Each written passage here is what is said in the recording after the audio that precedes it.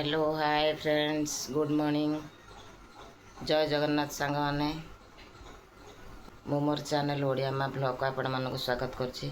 आपण मैंने जमीक देखिले मु ओलाओली करी घर ओलौली घर ओलैकी सब रोसे घर सफा सुतरा कर घर पोछा पोछी कम सब सारिदेली चा करके पीदेली।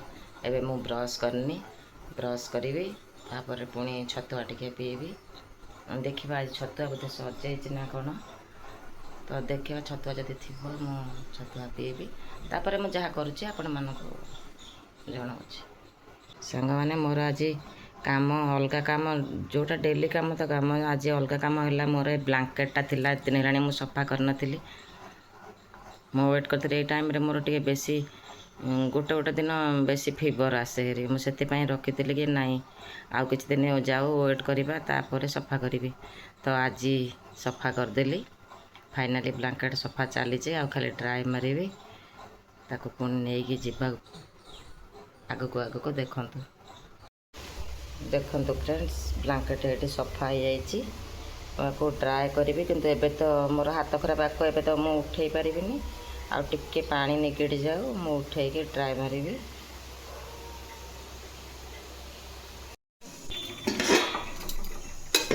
देखु सांग मैंने मुझे बंधाकोबी करदे आईटार अरुआ भात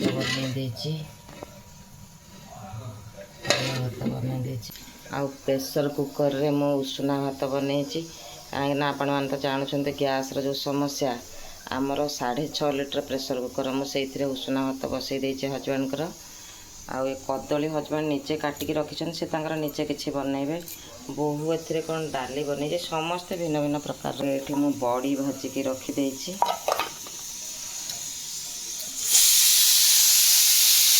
सांग मैंने देखु गोटे नुआ टाइप जिनस यहाँ हूँ भेजी बैगण आमर गाँ साइड्रे कहते यहीटा को मुझे लुण हल्दी दे बॉयल कर रखी या कौन बनइबी आग को मो सहित जोड़ी रुहतु मुझे देख सांग मैंने देखु एवं मुसी जाऊे खावाई जी खाइला बेले मु कौन कौन नहीं खाऊँ आपण को देखा पुणी खाई सारी कथा मैंने देखु ये बरकोली आचार लंका लुण टिके सोरिष तेल ये पकई रसुण आई बड़ी यहाँ एमती गोटा भाजी खाइले भल लगुच।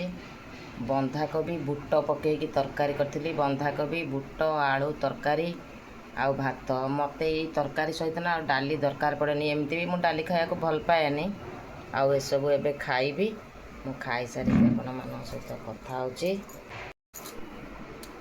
सांग मैंने देखु मु खाईदी आपण मानक जमीक देखली बंधाकोबी बुट डाली आलू तरकारी भात बड़ी आचार रसुण नहीं कंचा लंका लुण टिके सोरिष तेल ये सब पकई चकटिकी पाग करी भलसे खाई मु तो एमती भी डाली खाया को भल पाएनी आ बंधाकोबी तरकारी डाली किसी दरकार भी ना मत एमती ही भल लगे ए खाइबा। देखु गोटे कान ना मेडिसिन लगे एपट साइड खोलदे एपट साइड्रे अच्छी ये रखी कुआड़े दूर नुहे खोलिकी बाहर करदे ये रखी तो लगेदबा कान भल हो जाऊ टे गोटे दिन रही जाऊ ऑइंटमेंट लगिकी तापर रखा मैंने मु तो खाई सारा घर समस्त खाई सारा खाली पुआ आसनी पुआ बाहर खाईदेव तापाई मुझे रोसे किंतु से बाहर खाईदेव पुआ आज बाहर खाईदेव कहीं आज से जाइला सकाळू से पुतुरा फोन कला मो तल भणीर पुओ फोन कला तार हजबैंड को देह बहुत खराब हो गला आईसीयू रे अच्छे बोली कहला डाकिला से बहुत दुख लगला शुणिकी बहुत व्यस्त लगला कहीं पुतुरार काली एग्जाम अच्छी छोट पिलाटे भी एज है 20-21 एज छुआटा हठात बापा एमती देह थे खराब हो माने मन बहुत दुख लगुच।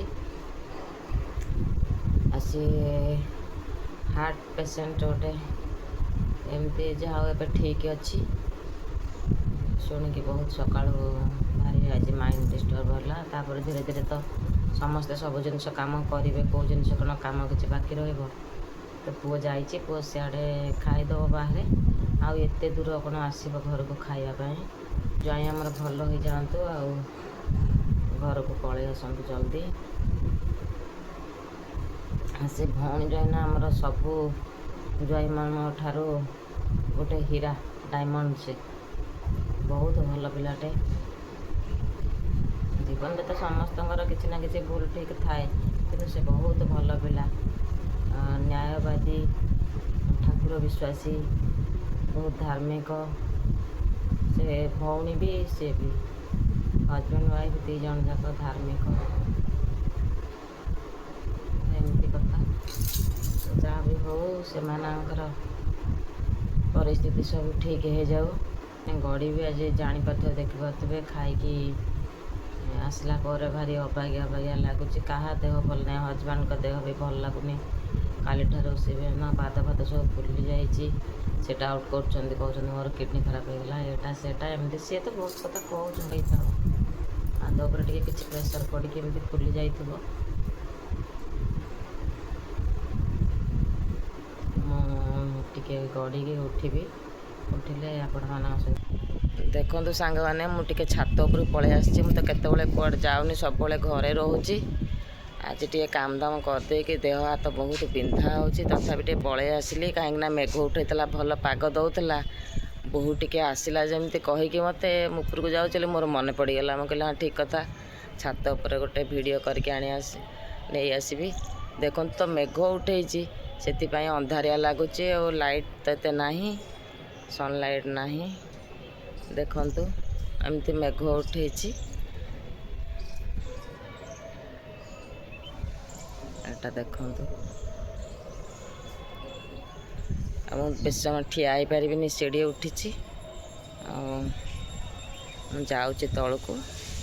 ବହୁତ ଆର୍ସେ ବୁଲିକି ପଛରେ ଯିବ। ମୁଁ ଖାଲି ଏଇ ଭିଡ଼ିଓଟା କରିବା ପାଇଁ ଆସିଲି। କି କେତେବେଳେ ତ କୁଆଡ଼େ ଯାଇପାରୁନି। ଛାତ ଉପରେ ଦେଖନ୍ତୁ ସାଙ୍ଗମାନେ, ଏଠି ଗଛରେ ଆଉ ଫୁଲ ନାହିଁ। ଏଇ ସିଜନରେ ଅଧିକା ଫୁଲ ଫୁଟିବା କଥା, କିଏ ତୋଳି ଦେଇଛନ୍ତି କି କ'ଣ କେଜାଣି, କିଛି ଏତେ ଫୁଲ ନାହିଁ। ସବୁ ଉପଡ଼ା ହେଇଯାଇଛି। ଶୀତଦିନେ ବହୁତ ବଢ଼ିଆ ଥିଲା ଫୁଲ, ମୁଁ ଭିଡ଼ିଓ କରିକି ପକେଇଥିଲି, କିନ୍ତୁ ଏବେ କିଛି ବି ନାହିଁ।